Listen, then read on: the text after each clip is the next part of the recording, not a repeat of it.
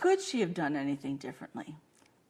I think it's Erikson who has the human developmental model of nature versus nurture. I got to wondering just how much of Lynn's personality she inherited from her parents and how much was developed from her surroundings as a slave. I doubt she would have survived those years of slavery without the loving care of her brother David. But how much did she really get from her father? And I'm still trying to explore on that.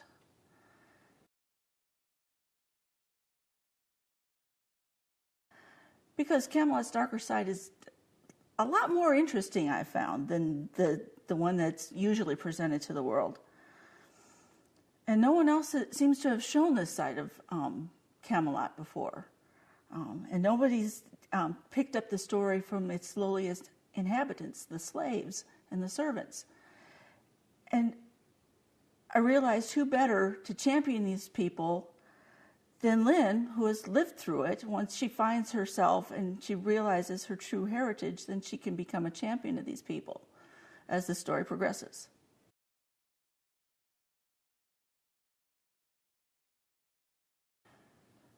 Firebrand is a story of Lynn, a young slave who grows up not knowing anything of the world or life beyond her little slave hovel in the fortress of Queen Morgause, who is King Arthur's half-sister. Her masters were King Arthur's half-sister Morgause and her youngest son, Modred. Modred is King Arthur's son and also Lynn's half-brother. Of course, at this time period, she doesn't know this because she only knows that she's a slave. But Modred and Morgause know quite well who Lynn is and where she's come from. And they've got this evil plot against Arthur that they want to use Lynn to, just to hurt him. I love dealing with Lynn and Modred. They're my favorite scenes in Firebrand. The dynamics between them, every time they're together, the personalities just spark. Modred wants this absolute submission for her. He demands that he calls her master, and she's just like, there's no way, you're going to have to break my knees for me to kneel before you. And so there's this tension is even too light a term between these two people. They're just they're like warriors together. They're always facing each other in battle mode. Well, they're like night and day, and fire and ice. And I use a lot of the fire and ice imagery when I'm writing the scenes between them. Mordred's eyes are like ice blue, and so I'm always drawing those sorts of images into the scene as I'm writing it. And Lynn, is fire, and I use a lot of hot images when she's in the scene with Modred. And she's describing Modred as ice, and I'm describing her with these fire images. And she's a Pendragon's daughter. So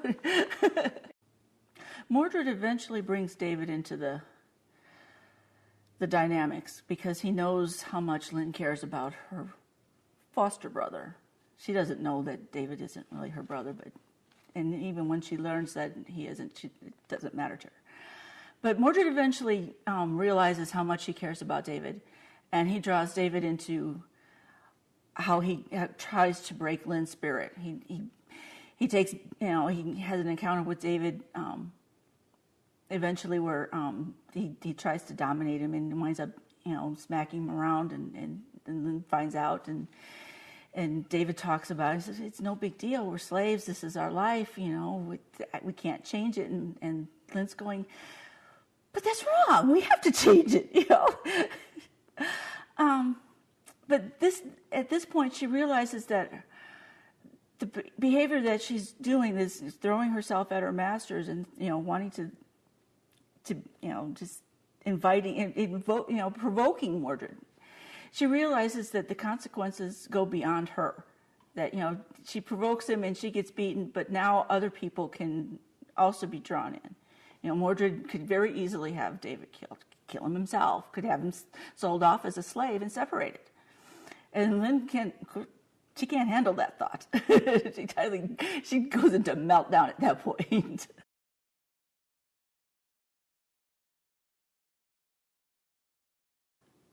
When I first started out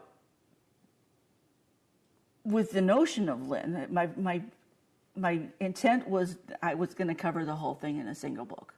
But as I got towards the end of Firebrand, as I was getting to, I guess about where they were being auctioned off and all that stuff, I was going, there's a whole lot more story to go. I'm not going to be able to cram it in one book. Otherwise, it's going to be like, War and Peace, 2,000 pages long. So I decided that, a good stopping point would be her meeting her father, which would be a natural beginning place in the next book with her going to Camelot for the first time and meeting her mother.